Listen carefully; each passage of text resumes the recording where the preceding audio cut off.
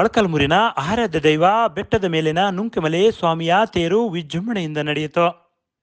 ಶನಿವಾರ ಸಾಯಂಕಾಲ ಸುಮಾರು 6:30 ಗಂಟೆಗೆ ಪೂಜೆ ಕೈಕಾರ್ಯಗಳನ್ನು ನಡೆಸಿ ರಥೋತ್ಸವಕ್ಕೆ ಚಾಲನೆ ನೀಡಿದರು.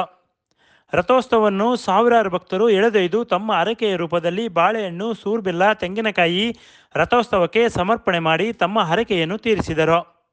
ರಥೋತ್ಸವವನ್ನು ಮೂಲಸ್ಥಾನದಿಂದ ಮಲ್ಲಿಕಾರ್ಜುನ ಸ್ವಾಮಿ ದೇವಸ್ಥಾನದವರೆಗೂ ಎಳೆದೊಯ್ದು ಮತ್ತೆ ಮೂಲಸ್ಥಾನಕ್ಕೆ ರಥೋತ್ಸವವನ್ನು ತಂದು ನಿಲ್ಲಿಸಲಾಯಿತು.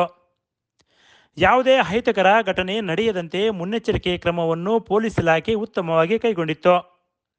ಅದೇ ರೀತಿ ನಾಳೆ ಭಾನುವಾರ ತುಪ್ಪದಕ್ಕನ ಸಿಡಿ ಮಹೋತ್ಸವವು ಲಕ್ಷಾಂತರ ಭಕ್ತರೊಂದಿಗೆ ನಡೆಯಲಿದೆ.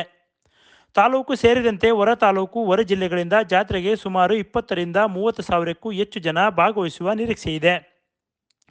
ಕಳೆದ ವರ್ಷದಲ್ಲಿ ಜಾತ್ರೆಯ ದೇವಸ್ಥಾನ ಆವರಣದಲ್ಲಿರುವ ಪುಷ್ಕರಣಿಯಲ್ಲಿ ಬಿದ್ದು ಬಾಲಕಿಯರಿಬ್ಬರು ಮೃತಪಟ್ಟಿದ್ದರು. ಈ ವರ್ಷ ಇಂತಹ ಘಟನೆಗಳು ಮರುಕಳಿಸದಂತೆ ದೇವಸ್ಥಾನ ಸಮಿತಿಯವರು ಹೆಚ್ಚು ಜವಾಬ್ದಾರಿ ವಹಿಸಿ ಈ ಪುಷ್ಕರಣಿಯ ಸುತ್ತಮುತ್ತಲೂ ಕಬ್ಬಿಣದ ಮೆಸ್ ಅಳವಡಿಸಿ ಜನರು ಒಳಹೋಗದಂತೆ ಪೊಲೀಸ್ ಇಲಾಖೆ ಕ್ರಮ ಕೈಗೊಂಡಿತ್ತು.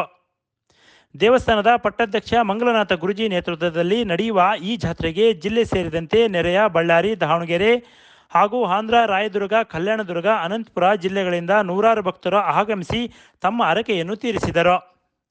ಒಟ್ಟಿನಲ್ಲಿ ಜಾತ್ರೆಯು ಯಾವುದೇ ಅಹಿತಕರ ಘಟನೆ ನಡೆಯದೆ ಸಾವಿರಾರು ಭಕ್ತರು ದೇವರನ್ನು ನೋಡಿ ಕಣ್ತುಂಬಿಕೊಂಡಿದ್ದು ವಿಶೇಷವಾಗಿತ್ತು.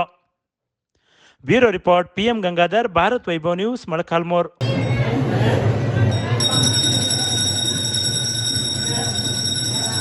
Read, discuss and debate with editor Dr. Yan Prashant Rao.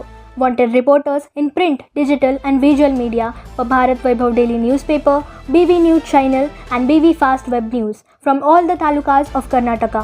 If interested, send your resume to 9482633333.